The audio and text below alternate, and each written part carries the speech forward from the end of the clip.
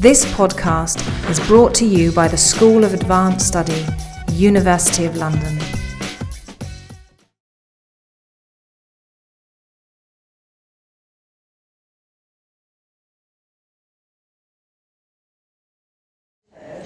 So I just wanted to say welcome to this workshop and to kind of fill you in where we're coming from.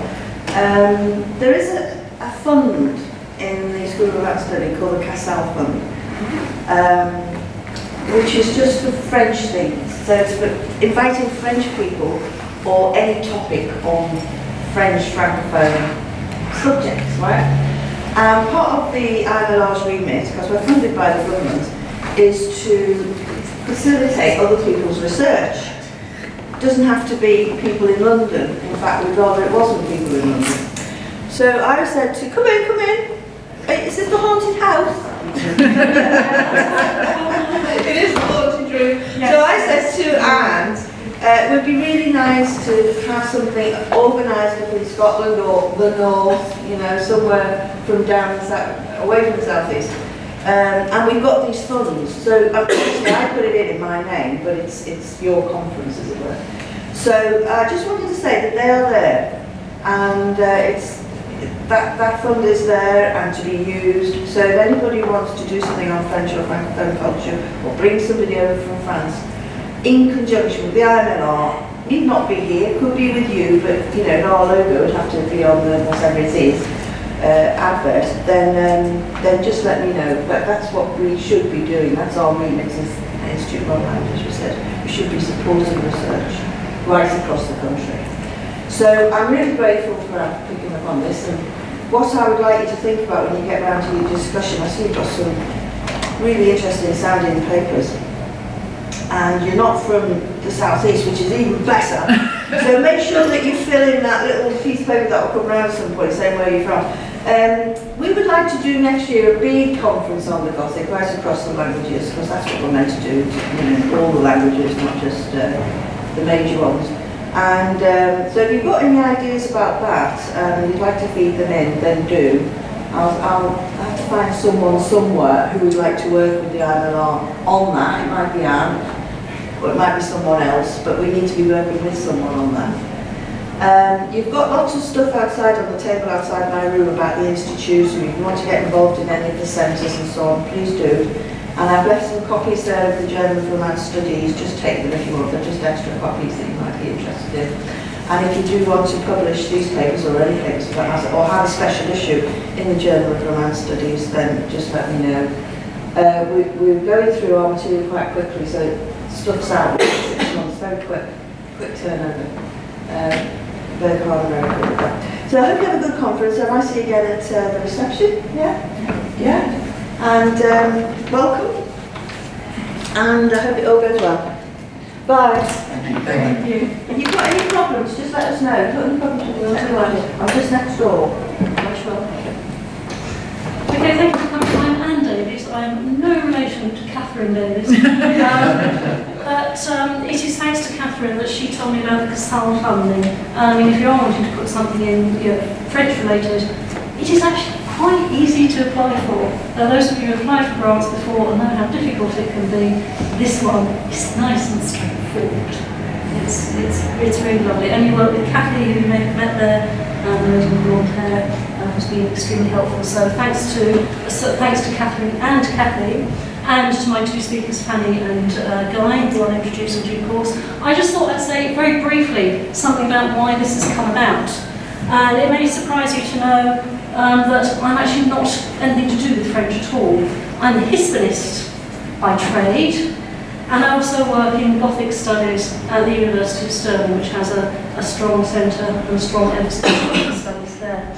The reason why I started thinking about the haunted house was in the work that I have been doing on the Spanish haunted house, which so often in writings on Hispanic studies, the haunted house comes to stand for Spain and the Spanish Civil War. And we don't seem to be able to move away from that fairly reductive interpretation of what a haunted house might mean. It ignores, for instance, the whole concept of pleasure in the haunted house. That moment when the door creaks open and you wonder, with a slight pleasurable shiver, what might be behind it. Reading The Haunted House in Terms of the Nation can be valuable, but it can also be limiting. Yes, I think we need to think about new ways of thinking about the haunted house, a place which is often away from the general population, often in a place that's unidentified, perched high up on a mountain in the middle of some woods surrounded by rocks. It's a very fascinating edifice which deserves more exploration. And this event is the culmination of a short series of seminars that I've had at the University of Stirling, where people working in other disciplines, so English studies for instance, have also talked about the haunted house. So what I'm hoping is that we can actually start thinking about what the haunted house might mean in French culture. And in this way, I'm hoping we can start getting French voices, as it were, or voices from the discipline of French studies, beginning to appear in debate. That's what I'm hoping. So, since I can't say an awful lot about French culture, in many ways I'm here to learn, I should hand over to the experts. Where they do come in. And it's my very great pleasure to introduce from the University of Stirling, she's come down all the way from Scotland as well. We're pestering people around London with our Scottish notes. Fanny Lacôte, who is working on 18th century French literature, yes, 18th century French Gothic literature. So I'd like to hand over to you, Fanny, and show you us how to do. Thank you, Fanny. Okay, so thank you, Anne, for organizing this seminar, and thank you all for coming today. So I'm going to start right now. So I've changed the title a little bit to make it more terrifying. So in 1798, a British reader who would have purchased or checked out the circulating library the novel titled The Castle of St. Davies could read the following. To present the reader a castle without a ghost is to the man of taste a dish without sauce, a venison dinner without a pastry. To the female reader, it is as bad as a soldier without a red coat, a racecourse without carriages, a ballroom without a partner. A ghost is to the castle as the general to the French troops or the sailor to the British ships. A castle without a ghost is fit for nothing but to live in, and were it generally the case, the poor novelist might starve and the bookseller publish sermons. So as this novel suggests, in order to be called Gothic, a novel needs to feature at least a castle as decor and a supernatural atmosphere. So we could say, in a nutshell, that the haunted house is the quintessence of Gothic. Most of 18th century haunted house fiction recount the persecution of innocents by villainous characters and deal with the return of the past in a secluded feudal or religious structure. A place of authority which plays the role of both an asylum and a prison where horrors and secrets are revealed. The Gothic is a way of addressing the relationship between the modern world and the past, not as evolutionary development, but of sudden juxtaposition and violent conflict, the past erupting in the present and deranging it. So one of the most powerful motifs of that is the ghost. That is the thing that we think is dead, but that comes back to haunt us. So as you can see on the graphs here, it's no surprise that Gothic fiction, be it translated from the English or French productions, are the most successful in France in the aftermath of the French Revolution. So let's pause here for a moment. And firstly, we can notice the deflection point of Gothic fiction during the Terror, so during the years 1793-1794. Well, that's quite simple. It wasn't really safe to publish even fiction at the time. And so, for example, for the year 1793, only 20 novels of all kinds were published that year. And that includes 5 translations, so only 5 translations, and 3 of them were from the English, translated from the English. And as for the year 1794, only 16 novels in total were published, including 2 translations, and these 2 translations were translated from the English. So So the contrast is quite striking compared to the year 1799, for example, when 174 novels were published, including 51 translations and 37 from the English. And secondly, I'd like to explain the discernible change in the production of novels after the Revolution. So until 1795, romantic and pastoral plots, novels about travels or about the painting of manners, dominated the French literary market. But after 1795, and especially from 1797 to 1800, plots about adventures and mysteries challenged the place of honor. It's also remarkable that from 1796 until 1800, 24% of the novels are either comical or of the cheerful genre, and like 76% of them are serious or gloomy, the gloomy genre. So, in a nutshell, the majority of novels available to French readers after the Revolution was of the gloomy genre and contained plots about adventures and mysteries. So we could say that it could be one of the definitions for Gothic at the time, because the adjective Gothic in itself wasn't really used by writers themselves or by critics. So it's no surprise to see that the period 1797-1800 is the apex of Gothic fiction in France. 1798, as you can see, is the apex, the most flourishing year of Gothic fiction in France. And so why? It's the year following the... sorry, I'm a bit lost. Yes, it's the year following the French translations of Radcliffe's novel. So The Mystery of Udolpho, the Italian, the Sicilian Romance, they were all translated the same year, basically. So that's also the year following the publication of Matthew Lewis's The Monk. It has been noticed that the production of Gothic fiction tends to increase at moments of political, religious, and social crisis. The outburst of Gothic fiction from the 1790s, at the time of the destruction of France's Catholic royalist path, could be seen as a way to try to master, understand, and question these changes. The Gothic genre did exist both in France and in Britain before the Revolution, of course, but its character changed with the reign of terror. And as Emma Cleary remarked, the 1790s saw a process whereby, as Gothic fiction moved towards the political, the politics moved towards the Gothic aesthetic. Indeed, Gothic was an available discourse with which contemporaries, either in Britain or in France, could try to come to terms with what was happening at the time. So Gothic was a highly adjustable discourse that could be adapted by writers of all political parties to suit their ideologies. Now, it does not mean that all Gothic novelists were producing propaganda for or against the revolution, but simply that Gothic could be used as an available discourse that could be used as a highly mediatized metaphor, allegory for the revolution. So today, by focusing on the variety of translation from the English or on French roman noir, I am going to explore, okay, sorry, let me go back just a bit. I'm focusing on translations in French roman noir that use the theme of the haunted house. And I'm going to explain their perception and more generally that of the supernatural in fiction and how they could have been read by the readers in post-revolutionary France.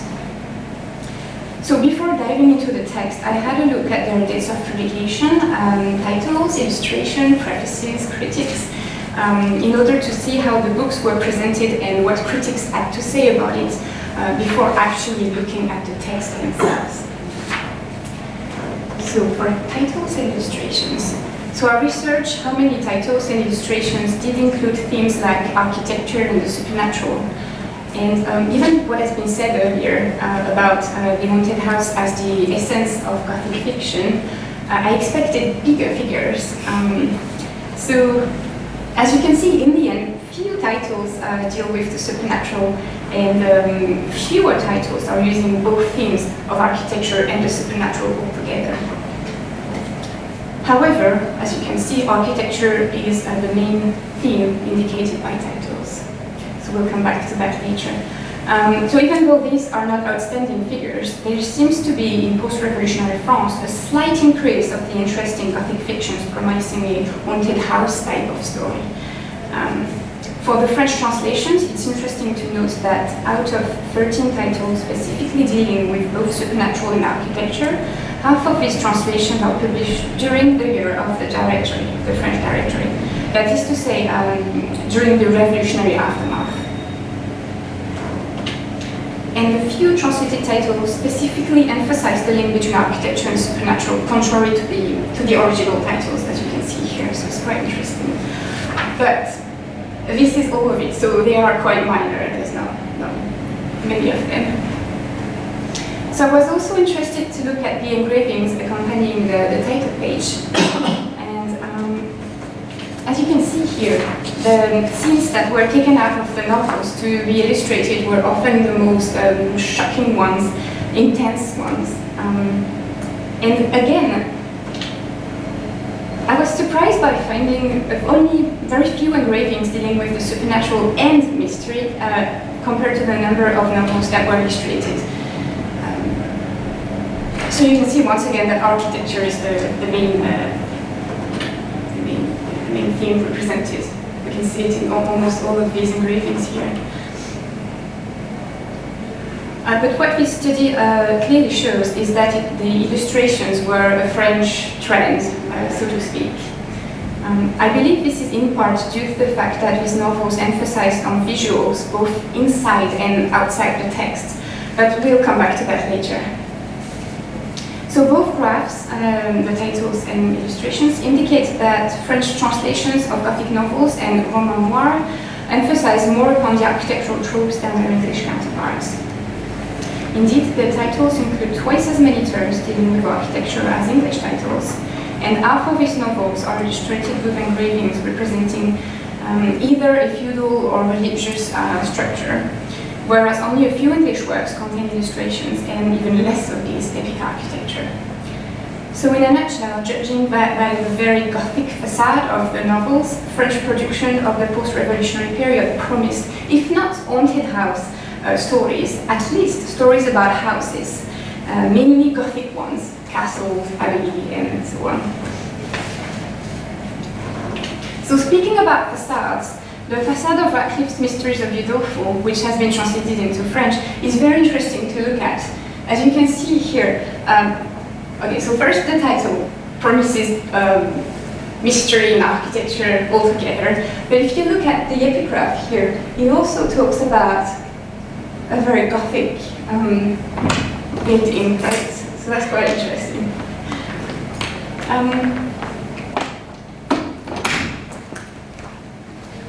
So the title promises architecture, this association with Gothic fiction, of Gothic fiction and architecture was already present in the British production, where it was maybe used and read in resonance with the revolution of 1688.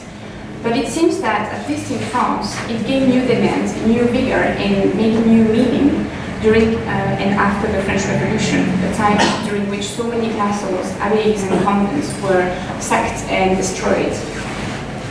So with Gothic fiction published in France during and after the Revolution, does not promise stories about houses that were literally haunted. It certainly did promise stories about houses that were, at the very least, metaphorically haunted and possibly set in a not so distant past, for the period provided sufficient material to be turned into fiction. The fear of revolutionary terror certainly did generate a demand for Gothic fiction and contributed to its success. It was, according to the conservative and émigré journal Le Spectateur du Nord in 1798, I quote, the only way for people of the century to be moved. The following year, 1799, the Marquis de Sade corroborates this argument when he writes about the Gothic novel as, I quote, the necessary fruit of the revolutionary tremors felt by the whole of Europe. Whilst the modern novelist in inventing the most horrible plots, critics of all political orientations were starting to compare the Gothic novelist's art of terror with that of Robespierre. And the first review to make the comparison is taken from the journal Le Magasin Encyclopédique of the year 1797. And it says, before that, it's worth notice that the journal has been created by Aubin Louis Milin de Grandmaison, who was close to the Girondists and who has been imprisoned during the Terror for his hostility towards the Jacobin. So we have a bit of a political context there. So the review itself says, while reading the 7 volumes, the reviewer is talking about Radcliffe's The Italian, right? So he says, while reading these 7 volumes, we regret that they have not been published during the reign of Robespierre. The accounts that are being read, the atrocities that are being told, the horrors that are revealed, were worthy of that time of our history. So the reviewer simply draws a parallel between the horrors found in Radcliffe's The Italian and those committed under the reign of Robespierre. However, other critics go even further than that. They seem to imply that Gothic novelists agreed with the revolutionary system of terror and took example on it. For example, the Anonymous, that's an English work, so the Anonymous terrorist system of novel writing, interestingly but also quite ambiguously signed by a Jacobin novelist, published in 1797, seems to celebrate the reign of Robespierre, for it has saved the novel. And here you have it. So just at the time when we were threatened with the stagnation of fancy, arose Maximilien Robespierre with his system of terror and taught our novelists that fear is the only passion they are to cultivate. The following year, the Anonymous terrorist novel writing, so it's almost synonymous, but it's not the same work, refers to, quote, the great quantity of novels in which it has been the fashion to make terror the order of the day by confining the heroes and heroines in gloomy castles full of spectres, apparitions, ghosts, and dead men's bones. The terror as the order of the day is an expression that has been used during a meeting at the Jacobins Club the 13th of August 1793, and it had later been printed onto posters which were hanged in the streets of Marseille. So still in 1798, on the French side, the conservative émigré journal, Le Spectateur du Nord, disapproves. It looks like contemporary novelists agreeing with the revolutionaries want us to get used to daggers, poison, blood, corpses, in a nutshell to terror and to crime. Other writers, both in France and Britain, have claimed that the role of Gothic novels is precisely to prevent people, and especially people from the lower class, from meddling in politics. For example, Elizabeth Bonport, a British novelist, has written in the preface of her own Gothic novel titled Bungay Castle that a novel was never intended as a vehicle for politics. And later in France, the publisher and librarian Alexandre Pigoreau makes the assessment. Oh, sorry, I forgot one line. So, Elizabeth Bonneau's argument is corroborated by, in the novel Moncton or The Fate of Eleanor, and it says, I had much rather see one of the lower class peruse these mischievous books than in newspaper in hand plunging into the gulf of politics. So that's for the British side. Now for the French side, publisher and librarian Alexandre Pigoreau writes, we have enlightened the cottages, the villagers have burned the castle down, we have instructed the people, the third estate gave us the republic. Everyone can read, everyone wants to read. He then recommends that let them read novels and advise them not to meddle in state affairs. Leave Mrs. Radcliffe's castles, caves, recesses and forests to them. Let them wander amidst the nocturnal ghosts and bloody shadows. So the Nocturnal Ghost and Bloody Shadows is the title of a collection of Gothic tales published in 1799. So Gothic fiction, according to these last arguments, was somewhat apolitical, right? For it could serve the purpose of escapism from the revolutionary turn-ups, but but also could serve the purpose of keeping insurgency orders at bay by absorbing them into fiction. So in a nutshell, it looks like everyone had an opinion on the Gothic ghost and their use, and that writers and critics alike couldn't help but make the link between Gothic fiction and the French Revolution. This is particularly true in France, where translators and writers of Gothic fiction were a majority of men forced to live from their writings. So there were, some of them were formerly influential members of the political circles during the Revolution that have fallen into disgrace or into temporary neglect. Or they were persons of the highest social rank left resourceless by the Revolution. This somewhat contradicts the cliché of a Gothic genre written by women writers for a female leadership, at least in France. So these translators and novelists consciously choose to translate or write Gothic novels, and not for commercial reasons only, because the Gothic genre wasn't the only genre in fashion at the time. So there is a conscious choice to write Gothic fiction. We will see a little bit more later. So here are the top 7 of the most critical issues regarding Gothic fiction addressed in reviews. And as you can see, the debate around political implication of the supernatural in Gothic fiction is one of the most famous one. It's in the third position. So it seems that this debate has given rise to 2 major trends in Gothic novels published in post-revolutionary France. The first one is that of the explained supernatural. It started around 1797 with the success of Anne Radcliffe's novels. So I came across numerous reviews that celebrate the technique of the explained supernatural, but 2 in particular retained my attention. The first one dates from 1797, so it's a reviewer for the journal Médicat Philosophique who writes once again about Radcliffe's The Italian. And he says, she likes to tell of events that seem to be of the marvelous nature, but when the time for explanation arrives, we see with pleasure that there was nothing supernatural about these events. The ghosts vanish. Very different from other modern novelists, she does not insult his reader's reason in order to astonish his soul. She does not evoke the shadows and does not stage disgusting spectres of a woman with small heels or a bloody lamb. She knows how to produce such strong impressions with simpler means.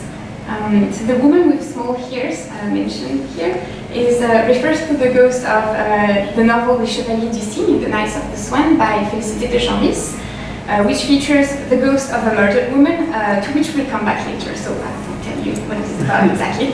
And of course, the bloody man mentioned here refers to the famous episode of Lewis's The Monk.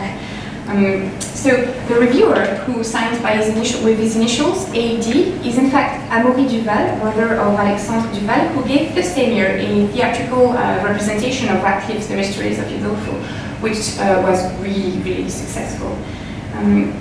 So the journal Amaury Duval is writing for is admittedly produced by a society of Republicans.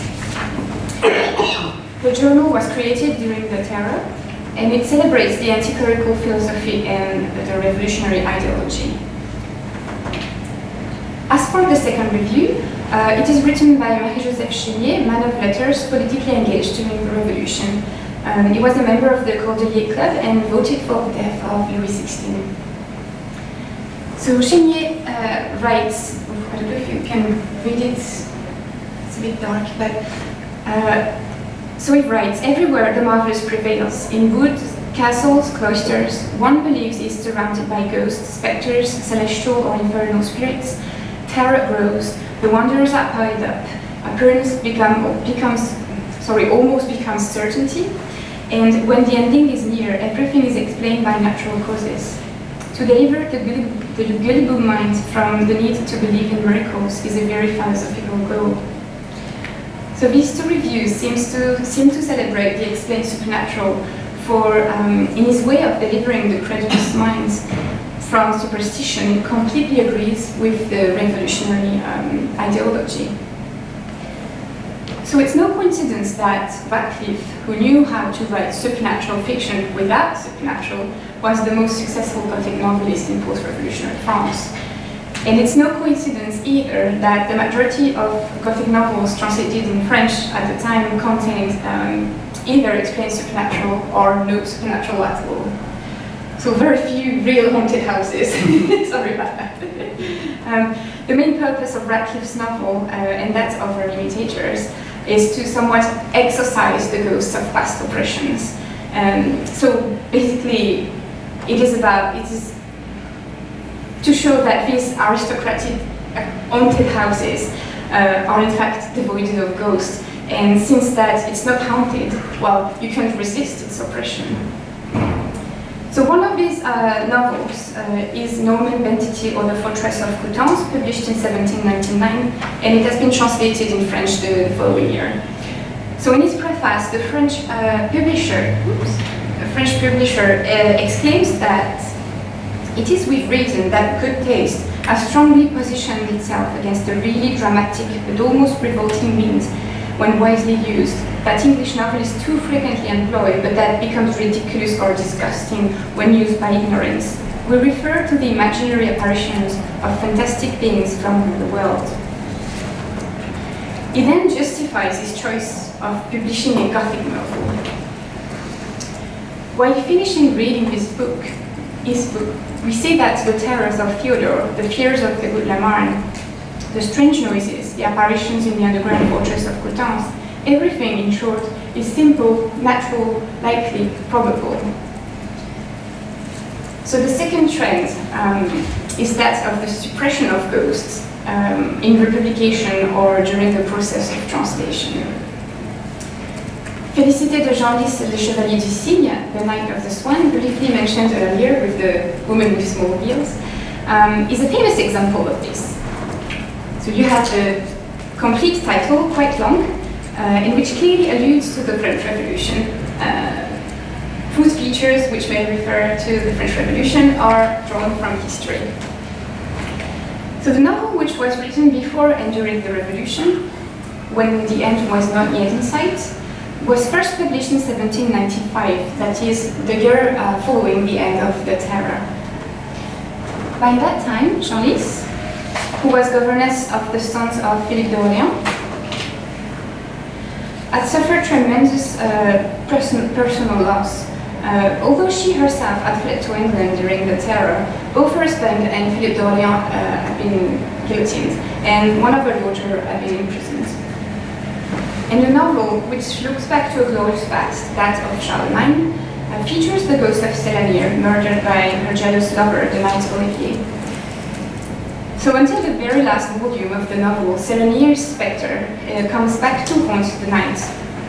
And already by 1795, the year of publication of the novel, Genlis knew that staging a real ghost might displease, for she justifies the ghostly apparition in a footnote to the first edition by arguing that it was historically accurate to stage a ghost because she was writing about the Middle Ages, and that was a time period which possessed different beliefs, including those in the supernatural. Plots set in distant past, like Middle Ages, also enabled writers to allude to a regime that was being eradicated at the time, and which ghost was coming back to haunt them in a way. So it enabled novelists to question this and also to craft a different phantasmagorical national history. But during the next three republications of the Knights of the Swan, Genlis resisted the negative comments of critics such as Amaury Duval's that we've seen earlier. However, by 1805, for the fourth republication, she suppresses the ghost, just as simply as she just rewrites the scene of the ghost. And she rewrites it as a metaphor of Olivier's guilt and grief, just a project of the imagination. And she explains, the spectre, which was in the first editions of this work, has produced a crowd of others in the novels that have been since published in France and in England, but it has been much criticized by French men of letters. I placed an apparition in a century when the universal belief, in agreement with that of the immortality of the soul and of religion, consecrated this great mean of terror. But eventually the spectre displays and I cut it off. I had no other aim in producing this novel than to contrast moderate ideas with excessive exaggeration and sensational examples of generosity with ferocity. The highlighted sentence, I don't know if you can clearly see it, but a century when the universal belief in agreements with the immortality of the soul, etc., that one. So this highlighted sentence clearly suggests that post-revolutionary France, a time when the Catholic Church was losing its power, was not indeed a time when supernatural apparitions were welcome. Similarly, Jean-Baptiste Joseph Breton de la Martinière, the French translator of Agathina or the Mysterious Pregnancy, published in 1797, explains in the preface of his translation that even though the supernatural was explained, he could not take the risk to displease his readers. And he says, those who will have the English version will see that we have cut off the crowd of bizarre and childish events that happened in the castle of Martorano. It is true that these adventures, which were of miraculous nature, seemed supernatural, were explained at the end. However, we have still seen fit to remove these kind of details. I quite like how he treats the supernatural as kind of detail. So these writers, following the example of Radcliffe, Breton de la Martinière, and later that of Genlis, staged a supernatural atmosphere in order to eventually abolish it. So then, why ghosts were not needed anymore? If we think back to the reviews that were assimilating writers of Gothic fiction that would use supernatural as means of terror to actual terrorists of the French Revolution, this trend suggests that writers were trying to sell their novels as maybe safe to read and maybe devoid of potential political interpretation. So, however, it's not because a novel is devoid of supernatural that it's not scary. For the most terrifying objects were not always what they seemed to be, and often the real horrors were much stronger than the ghostly ones. In a nutshell, it's not because a novel is devoid of supernatural that it doesn't contain a potential political message. For Radcliffe, as stated by David Durand, the true Gothic terrors were not the black veils and spooky passages for which she was famous, but the winds of change, dissolutions, and chaos which they represented. The setting of a distant past is often no longer needed. The present time provided enough horror to serve as framework for Gothic novels. For it was full of bloody skeletons that were, at least in France, standing right in the doorsteps. The vanishing ghosts were giving way to real monsters, and the supernatural was often morally explained as the manifestation of the delirium of passion, such as guilt or grief. So let's now look at the texts themselves, enough talking about what has been said about them. So let's look at these supposedly haunted houses stories, and let's see how they were translated and adapted to the French readership. So the process of translation supposes the confrontation of two languages, but also and especially of two different cultures. So here, the French and the British one. So the significant differences between the original and its translation give us precious information about the prevailing taste at the time. And this is particularly interesting when we think about the fact that the translators themselves were consciously or unconsciously immersed in the sea of either political or aesthetical ideologies and sensibilities of the time. So I'll show you, and I think this is in your bibliography, if everyone had it. I will show you close readings of translations mostly published during the French Directory that contain interesting alterations regarding the themes of architecture and the supernatural and the emotions that were associated with it. So let's start with the novel titled The Convent. The translator, who was a monk who married during the revolution following the dissolution of monasteries, so it was really, that wasn't his vocation. So he chose to place the scene in a dungeon, which is automatically associated with Gothic castles. From simply uncomfortable, the place becomes inhabited in the French translation, and the statues placed at the entrance contribute to the horror of the scene. And I think we've got the term horror that is clearly used in the French translation. So the same kind of alterations can be seen in two different translations of Radcliffe's The Italian. This passage, which relates to the collapse of a structure, which relates the collapse of a structure once inhabited by an aristocratic tyrant, can be read as a metaphor for the ending of the old regime as a dated time that has no reason to be anymore from a revolutionary point of view.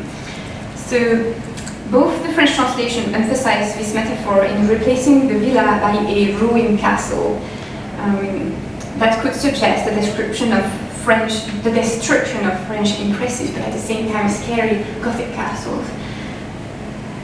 So the first translation, that of André Morellet, is particularly interesting, for it also has the adjective ancien, old, of which Gothic could be a synonym at the time, and therefore it reinforces the association with Gothic architecture as a symbol of the old regime that was being eradicated. Now let's come back to the translation of the convent. It also emphasizes the horror produced by the old decay building, and that is something recurrent in other translations, such as the one of Grasville Abbey. The anti-Catholic novel by Thomas More was translated into French in 1798 by the Jacobin Joseph Basile Ducos. In his translation, Ducos similarly altered the description of the abbey. So the original text depicts an abandoned, supposedly haunted abbey, source of sublime admiration, while the French translation emphasizes on the feeling of sheer terror produced by Gothic architecture, which isn't at all, at least in the French translation here, associated with the sublime. While the English text might associate the site of an old decayed building with sublime admiration, the French translation rather emphasizes on negative emotions such as horror or terror, reinforcing the cliché of Gothic castles and abbeys as dreadful buildings full of mysteries and crimes. This, once again, can be explained by the time in which they were translated, a time when old Gothic structures were indeed symbols of past oppression. The same year as this translation of Grasville Abbey was published, Basile Joseph Ducos also published a translation of Mary Wollstonecraft's Maria, All the Wrongs of Women, a radical and pro-revolutionary work who starts with the heroine's reflection on how the supernatural horrors cannot rival with those of a present situation, so in other words, with real life. And it says, abodes of horror have frequently been described, and castles filled with spectres and chimeras, conjured up by the magic spell of genius to harrow the soul and absorb the wandering mind. But formed of such stuff that was made of, what were they to the mansion of despair, in the corner of which Maria sat, endeavoring to recall her scattered thoughts? This incipit of the novel echoes that of the French novel Poliska ou la perversité moderne, Poliska or the modern perversity, which was published the same year, and which is a kind of Gothic pseudo-memoir of an emigre Polish countess who is fleeing the war in her country. And so it says, everything that the modern novelists have imagined in terms of spectres, hideous ghosts, imaginary perversity, does not rival with the disastrous reality of the events of which I was the plaything. For the British readership, the revolution dated back to 1 century, which means that they might, at the time of the French Revolution, have looked at their own ruins with sublime admiration and melancholy, but for the French readership, the ruins were still fresh and they still appeared menacing and terrifying. Overall, French translations seem to emphasize on the horrifying and terrifying aspects of the Gothic structures as well as that of the supernatural apparition, therefore being more gory, but also being less developed, less suspenseful, and more direct. We'll now say that the supernatural vocabulary is less varied and diverse than the English one, and that when dealing with the supernatural, French translators have the tendency to move from the rather abstract language of the original to less complex structures and ideas. For example, Düsseldorf, or the fratricide, was translated in French by Jean-François Delbart, a Royalist, and it made which makes us think that the so-called fratricide from the title, which is the mystery that literally propels the plot, and which in the end did not happen, could be an allusion to the treason of Louis XVI's cousin, Philippe d'Orléans, who voted for the death of the king. So let's look at a few extracts. So instead of varying the vocabulary to describe the supposedly haunted house, like the English version does, the French translator uses the same term twice, therefore emphasizing on the terrifying aspects of the building, terrible édifice, terrible demeure. Let's now look at Lexington Abbey, another Gothic novel who features a scene of a supposedly ghostly apparition in a ruined castle, in which the ghost is never actually referred to as a ghost, thereby leaving doubt, is it really a ghost or the product of imagination? It rather uses the more subtle term of phantom superstition. The French text, on the other hand, barely suggests any possibility other than some form of supernatural intervention, as it actually uses the term phantom ghost. So it goes without saying that the ghost isn't a real one in that novel, and that the French translation seems to have created a supernatural atmosphere in order only to later better abolish it. Now let's look at the mystery of the Black Tower. It features a passage in which the supernatural events are twice quite vaguely referred to. So we've got some disembodied spirits and some supernatural agency. If we would look at the French translation, it doesn't really beat around the bush and actually uses the term revenant, so revenant, the same in English.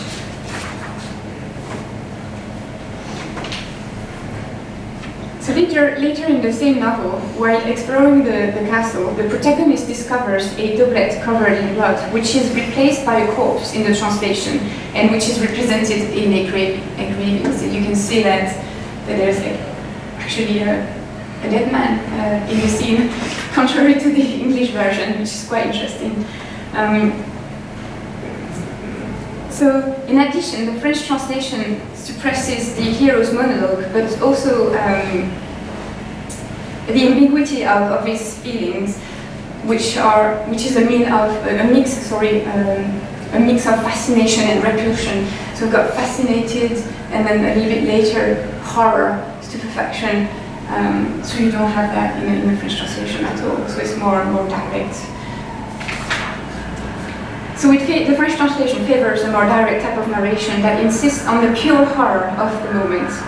It seems that the French audience was particularly fond of visuals, for the French translation seemed to emphasize on the graphic and visual aspect of the Gothic, in-your-face type of horror, so to speak, less atmospherical, unlike the English originals. So let us also remind that almost each French translation were illustrated with engravings and with the most shocking scenes. So this can also find an echo in the Gothic theatrical plays of the Revolution and of the post-revolutionary period, which were really successful, and also in the Phantasmagoria, which was invented in France, I believe.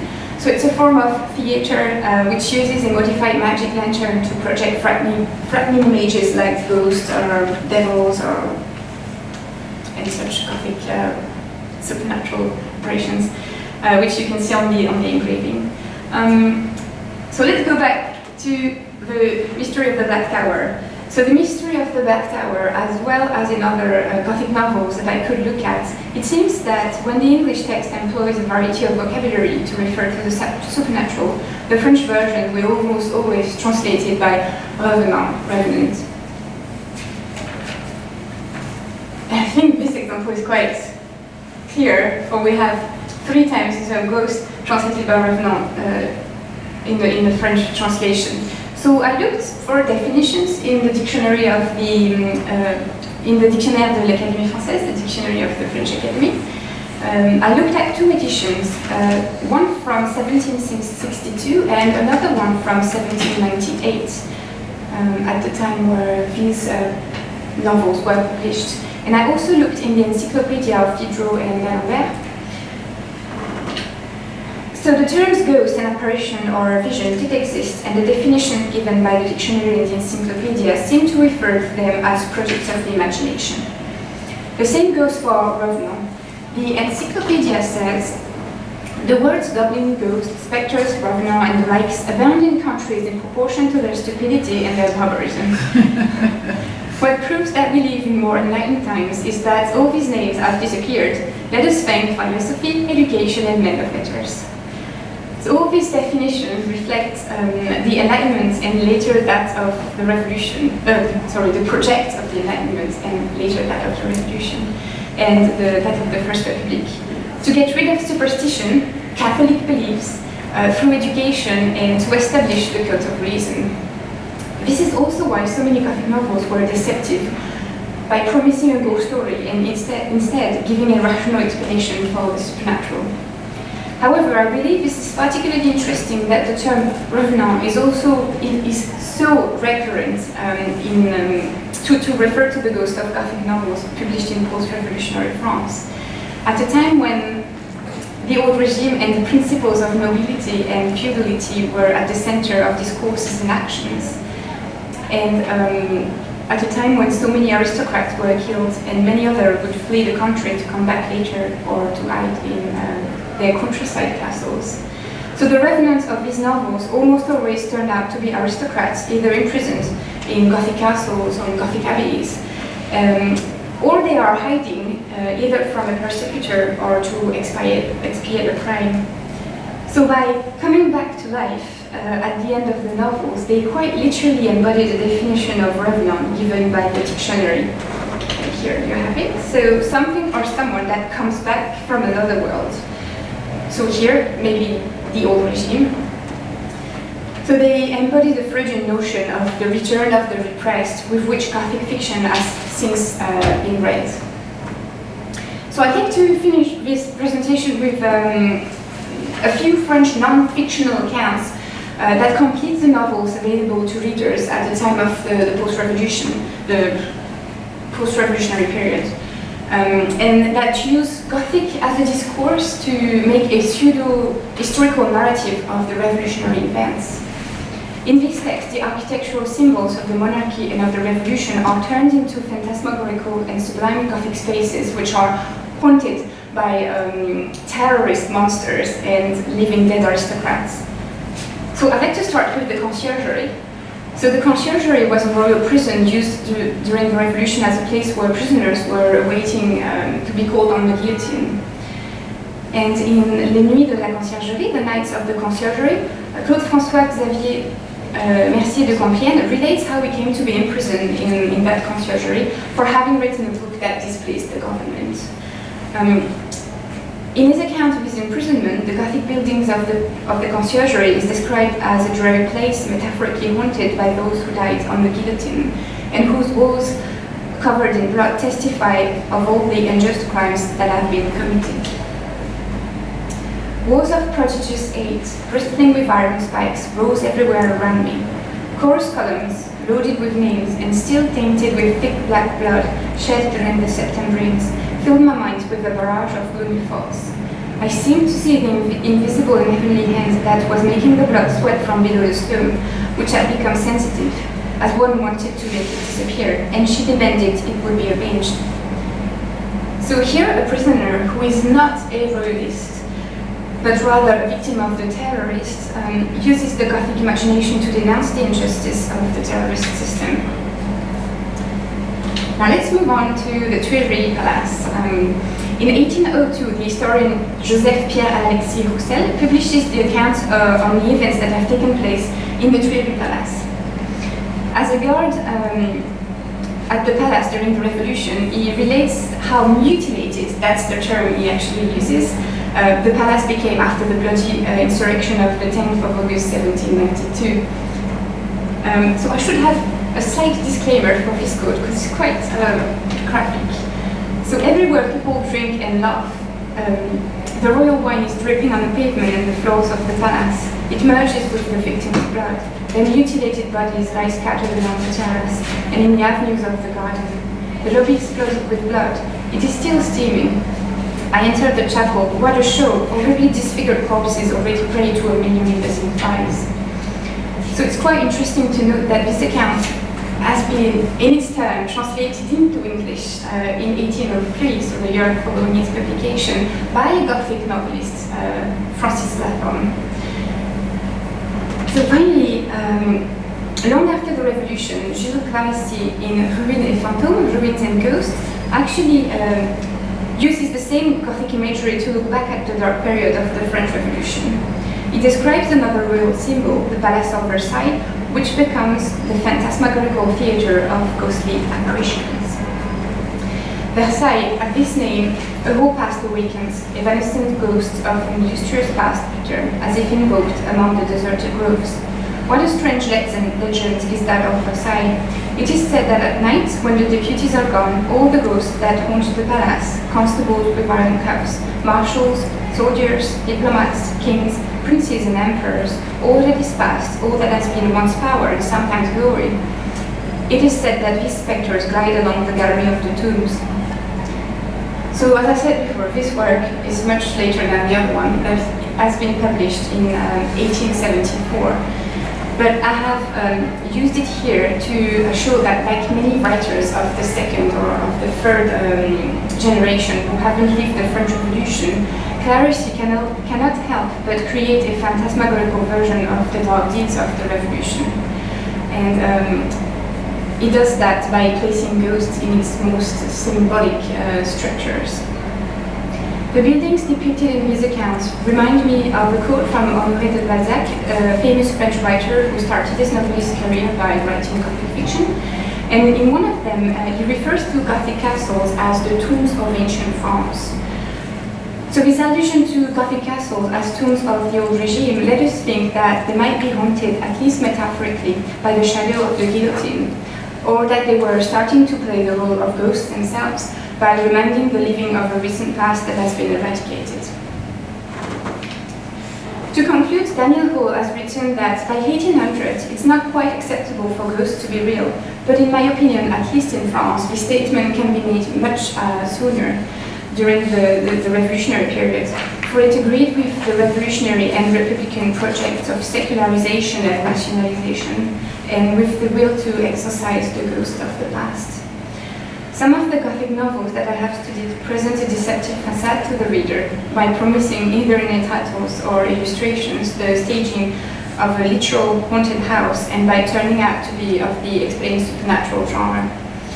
Even a novel like The Castle of Saint-Denis, which has been translated into French in 1802, and which claim that to present the reader a castle without a ghost is to the man of taste a dish without sauce, provides a rational explanation for its so-called ghosts at the end. In any case, these texts are interesting to study as they bring up the notion of threshold in terms of what the revolution authorized to enter French territory. Thank you.